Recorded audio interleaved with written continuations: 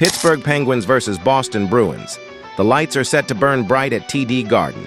The Boston Bruins, 33-21-5 and razor sharp on home ice at 22-8-1, welcome a Pittsburgh Penguins squad sitting at 31-15-13 and fighting to climb the Metropolitan ladder. Pittsburgh holds 75 points, chasing Carolina's 82 and trying to hold off the Islanders and Capitals in a tightening division race. Boston, meanwhile, leads this season's series 1-0 and is pushing to extend its home win streak in front of a roaring crowd. This is more than a March matchup. It's positioning, it's momentum, it's a potential playoff preview wrapped in urgency. Pittsburgh arrives after a statement 5-0 shutout over Vegas, looking to carry that edge into hostile territory. Boston is trying to reassert control after an uneven stretch. The stakes are clear. Tighten your grip on the standings or risk sliding into traffic. Season numbers paint a tight portrait. Pittsburgh averages 3.42 goals per game, slightly ahead of Boston's 3.36. Defensively, the Penguins allow 2.80 per night compared to the Bruins' 3.12. On special teams, Boston owns a 26.0% power play, while Pittsburgh sits at 26.8%. The key difference? Discipline and penalty kill. Pittsburgh kills at 84.3%, Boston at 76.6%. In a game likely dictated by one or two man advantage swings, that gap looms large. Up front, Sidney Crosby continues to defy time. 59 points, 27 goals, 32 assists. Evgeny Malkin drives the playmaking with 34 assists. Anthony Mantha has chipped in 21 goals, while Brian Rust adds 43 points of balanced production. On the back end, Erik Karlsson logs heavy minutes and distributes with precision. Boston counters with David Pasternak's electric 72 points, 22 goals, and a team-best 50 assists. Morgan Geekie has erupted for 33 goals, a pure finisher in stride. Charlie McAvoy anchors the blue line with 36 assists and over 24 minutes a night. And Jonathan Asperat's plus 23 rating signals stability when it matters most. The Bruins have firepower. They also have bite. 780 penalty minutes speak to their physical edge. Between the pipes, the matchup tightens even further. Pittsburgh's trio has been steady, posting a collective .900 save percentage and 2.80 goals against average. Tristan Jarry leads with 9 wins and a .909 save percentage. Stuart Skinner owns a 2.66 GAA. Artur Silovs carries a .902 mark. They've combined for 4 shutouts. Boston's Jeremy Swayman has been the workhorse. 22 wins, .903 save percentage, 2.89 GAA. Jonas Korpisalo has added 11 victories. The Bruins sit at a .900 team save percentage. Not dominant, but reliable enough when the offense clicks. Now look at the recent form. Pittsburgh is 3-2 in its last 5, a 5-0 dismantling of Vegas, a 4-1 win over New Jersey, a 5-2 takedown of Buffalo. The losses? Tight, including a 5-4 overtime defeat to the Islanders. They're scoring, they're pushing tempo. They look dangerous. Boston, 2-3 in its last 5, has shown flashes but not consistency. A 6-3 win over Philadelphia, a 4-2 victory against Columbus. But losses to Florida and Tampa Bay, including a 6-5 shootout setback, reveal defensive leaks. The Bruins are grinding, not gliding. This game could pivot on structure. Pittsburgh's penalty kill versus Boston's power play. Geekie's finishing against a Penguins blue line that's allowed just 27 shots per game. Face-offs, neutral zone turnovers, and third-period stamina will matter. Expect Crosby's line matched heavily against Pasternak's unit. Expect McAvoy to see Crosby's shadow all night. The X factor? Special teams discipline. Boston's 50 power play goals suggest danger, but Pittsburgh's penalty kill has teeth. If the Penguins stay out of the box, they control the tempo. If the Bruins draw whistles, they tilt the ice. In net, this feels like a game where one mistake decides it. Swayman's home comfort against Pittsburgh's balanced goaltending rotation. Composure, rebound control, traffic management. After analyzing both teams, my first pick for this match is Penguins winner. Pittsburgh's defensive structure and penalty kill edge create just enough separation. Crosby's line manufactures a late dagger, and the Penguins steal one on the road to tighten the division race even further. My second pick for this match is total over 5.5, Utah Mammoth versus Washington Capitals. Utah rolls into Washington at 31-25-4, fourth in the Central Division with 66 points, chasing Nashville and trying to hold off Winnipeg and Chicago. The Capitals sit at 31-24-7, fourth in the Metropolitan with 69 points, locked in a tight race with the Islanders and Penguins. Same win totals, similar flaws, different paths. And tonight, inside Capital One Arena, it feels like a swing game in the grind of an 82-game marathon. Utah has been steady, 3.17 goals per game, 2.78 against. Washington counters with 3.16 scored, 2.92 allowed. On paper, it's razor thin. But momentum, that's where the tension builds. Utah's offense runs through Clayton Keller, 58 points in 60 games, 18 goals, 40 assists. The engine of this mammoth attack. Dylan Guenther brings the finish with 27 goals and 187 shots, a 14.4% strike rate. Nick Schmaltz adds 55 points and playmaking bite. And from the blue line, John Marino's plus 36 rating screams reliability. Utah has balance, 498 total goals accounted for by skaters, 27 power play goals, and a penalty kill humming at 78.5%. Washington answers with star power. Alex Ovechkin still drives the pulse. 24 goals, 50 points, 178 shots. Tom Wilson brings edge and production. 49 points and a team-best plus 20. John Carlson orchestrates from the back with 36 assists in 55 games, logging over 22 minutes a night. The Capitals have 532 points from their roster, 29 power play goals, and a penalty kill at 79.3%. Slight edge there. Defensively, Utah gives up fewer goals per game and leans on structure. Washington blocks, battles, and rides its top four heavily. Jacob Chychrun at 23.40 per night is a workhorse. Special teams, nearly identical. This matchup tilts on execution, not reputation. Utah is 3-2 in its last 5. They edged Vancouver 6-2, beat Detroit 4-1, slipped against Colorado 4-2, exploded past Minnesota 5-2, then stumbled 4-0 against Chicago. That's a team capable of rolling, but vulnerable when the offense dries up. Washington is also 3-2, but trending upward, a tight 3-2 win over Vegas, a disciplined 3-1 against Philadelphia, a 4-2 victory over Nashville. They dropped a 6-2 decision to Montreal and fell 4-2 to Pittsburgh, but 3 wins in 5 show resilience. They're grinding, not gliding, and that edge matters at home. Utah likely turns to Karel Vejmelka, 28 wins, a 2.63 goals against average, and a .901 save percentage across 47 appearances. He's faced 1,207 shots and stopped 1,087 of them. Durable, battle-tested, backed by Vitek Vanacek, who owns a 2.93 GAA and .884 save percentage. Washington counters with Logan Thompson, 21 wins, a .913 save percentage, and a 2.40 GAA, the sharper numbers.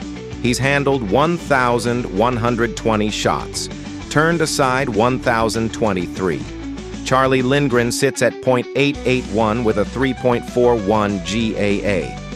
If Thompson gets the nod, Washington has the statistical edge between the pipes. And in a matchup this even, that could be decisive. Utah wants pace, quick exits, stretch passes, Keller and Guenther attacking seams. Washington prefers layered defense, Wilson leaning on bodies, Ovechkin hunting space on the left circle. Neutral zone control will be everything. If Utah skates freely, their depth scoring shows up. If Washington clogs lanes and forces dump-ins, their physicality grinds the mammoth down. Watch the power play. Utah's 15.9% conversion isn't dominant. Washington sits at 15.5%, nearly identical.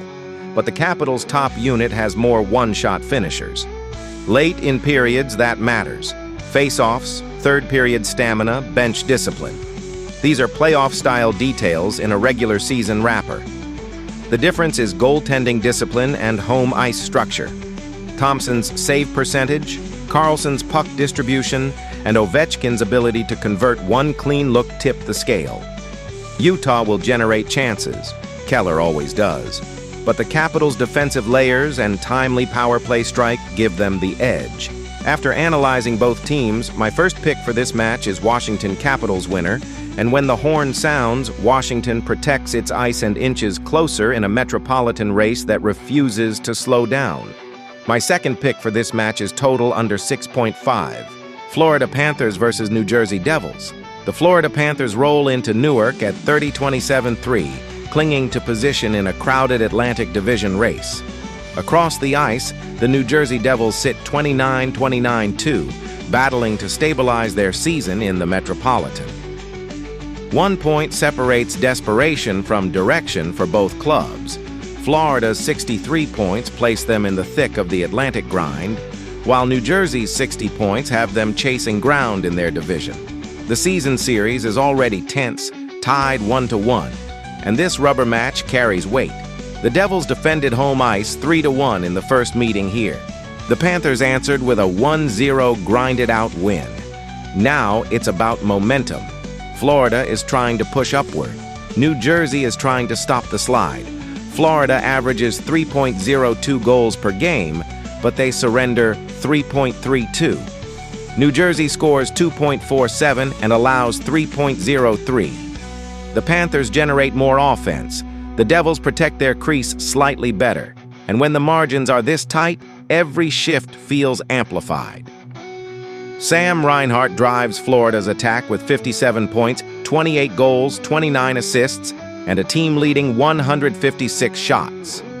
He's the trigger man and the distributor. Carter Verhaeghe and Anton Lundell provide secondary balance, while Sam Bennett adds bite and timely scoring. On the blue line, Gustav Forsling logs heavy minutes and Aaron Ekblad brings presence. Florida's power play operates at 19.6%. The penalty kill stands firm at 82.2%. Balanced, capable, dangerous in rhythm. New Jersey counters with Nico Hischier's 43 points and 20 goals. Jesper Bratt fuels the attack with 30 assists. Jack Hughes and Timo Meier inject speed, while Dougie Hamilton quarterbacks from the back end. The Devils' power play clicks at 20.3%, slightly sharper than Florida's, but their penalty kill lags at 79.6%. They've blocked 1,762 shots and lean on structure, yet their minus ratings reveal inconsistency in defensive coverage. Florida is 3-2 in its last 5. They hammered Boston 5-4 in overtime, dropped a tight 6-1 decision to Tampa, rebounded with a 5-1 win over Toronto, edged Buffalo 3-2, then fell 5-4 to the Islanders. The offense is alive, 18 goals across 5 games, but the defensive zone remains volatile. New Jersey is also 2-3 in its last 5. A strong 3-1 win over St. Louis showed poise, but losses to Pittsburgh 4-1, Buffalo 2-1, and Columbus 3-0 exposed scoring droughts. They've scored just 8 goals in that stretch. When they don't strike early, the pressure mounts quickly. Sergei Bobrovsky owns 22 wins with a 3.13 goals against average and an .872 save percentage across 42 appearances. He's faced 868 shots and made 995 saves, with 7 shutouts credited in the overall totals. He's experienced, technically sound, and battle-tested, but his margin for error has narrowed. Across the ice, Jacob Markstrom carries 16 wins, a 3.13 GAA, and an .886 save percentage. Jake Allen adds depth with a 2.64 GAA and .907 save percentage in limited action. The Devils' net-minding has been steadier statistically. Their combined team save percentage of .897 edges Florida's .883. If this becomes a shooting gallery, New Jersey may hold the edge between the pipes. If it tightens into a structured physical contest, Bobrovsky's playoff pedigree becomes a factor. Tactically, watch the neutral zone. Florida thrives when Reinhart and Bennett attack with speed through transition.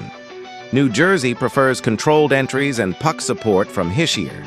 Special teams could tilt it. The Devils' sharper power play versus the Panthers' stronger penalty kill. That clash is pivotal. Board battles will matter. Florida has racked up 719 penalty minutes. They play with edge. New Jersey stays more disciplined but must finish chances. Face-offs, third-period stamina, and late-game decision-making, that's where this game will swing. The X factor? Jesper Bratt's playmaking against Florida's middle six depth. One clean setup on the man advantage could change everything. Florida's offense is producing. New Jersey's scoring has stalled. In a game that feels tight for 2 periods, the Panthers' depth and forecheck pressure create separation late. After analyzing both teams, my first pick for this match is Florida Panthers winner. Reinhart finds space. The power play capitalizes once, and Florida skates out of Newark with momentum, and 2 critical points in a division race that refuses to slow down. My second pick for this match is total under 6.5. Dallas Stars versus Calgary Flames.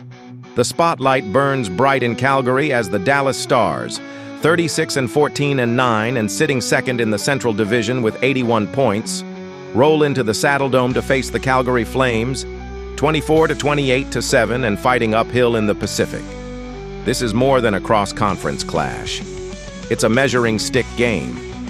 Dallas is chasing division supremacy, trailing only Colorado, while Calgary is trying to claw back relevance in a Pacific race where every point feels like oxygen.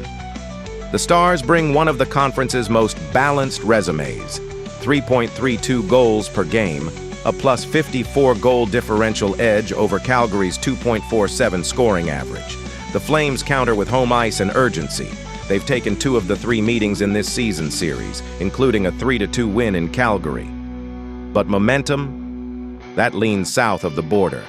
Dallas arrives having won 4 of its last 5, 3-2 over Nashville, 4-1 against Seattle, 5-4 versus St. Louis, and a 4-3 grind over Winnipeg.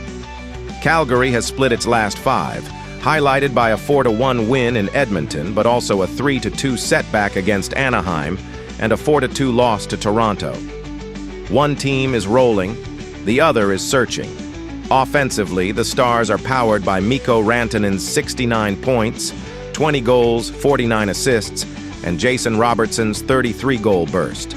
Wyatt Johnston adds 32 goals of his own, while Roope Hintz has chipped in 44 points in just 52 games. Dallas fires 29.3 shots per night and converts at a sharp 15.9% clip from Robertson alone. They don't just create chances, they finish. Calgary leans heavily on Nazem Kadri, who leads the team with 41 points and 29 assists. Matt Coronado tops them with 14 goals, and Mikael Backlund's plus 15 rating signals his two-way value. But the Flames are minus-heavy across the roster, including Kadri's minus 24, underscoring their defensive inconsistency. Calgary averages 29 shots per game, but struggles to turn volume into production. On the blue line, Dallas benefits from Thomas Harley's 21 assists and 23-plus minutes a night.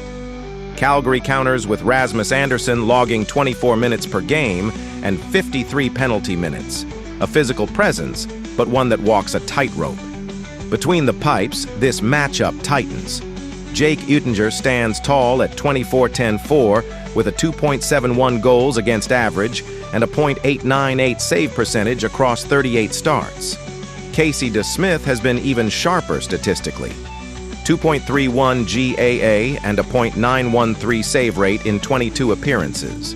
Together, Dallas owns a .903 team save percentage and has surrendered just 160 goals. Calgary's Dustin Wolf has carried the heavier load. 43 games, 17 wins, 2.91 GAA, .901 save percentage. Devin Cooley has flashed upside, .923 save rate, but in limited action. The Flames have allowed 172 goals and sit at a .907 team save percentage. Solid, not spectacular. Special teams tilt this further. Dallas operates at 30.1% on the power play. Lethal. Calgary, just 14.6%. On the penalty kill, the Stars sit at 80.1%, slightly behind Calgary's 82.5%. But the gap on the man advantage is glaring. That's the swing category. Tactically, Dallas thrives in transition. They stretch the neutral zone, attack off the rush, and pressure with layered forechecking. Calgary must slow the pace, grind along the boards, and win the face-off battles to avoid being drawn into a track meet. If this turns into open ice hockey, it favors the Stars' skill and depth. The X factor? Wyatt Johnston's finishing touch and Dallas's ability to roll 4 lines without sacrificing tempo. Calgary needs Kadri to control possession and Wolf to steal sequences under sustained pressure. Dallas has more firepower, a deeper scoring chart, a power play that punishes mistakes. Calgary will push early on home ice, but over 60 minutes, the Stars' efficiency breaks through.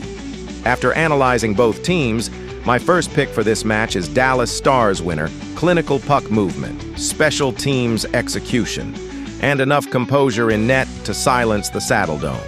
Dallas keeps pace in the Central and sends a message in the process. My second pick for this match is total over 5, Colorado Avalanche versus Anaheim Ducks. Colorado rolls into Anaheim at 39-10-9, sitting atop the Central Division with 87 points and the look of a contender tightening the screws. Across the ice, the Ducks are 33-23-3, second in the Pacific with 69 points, holding position but feeling the heat from a crowded race.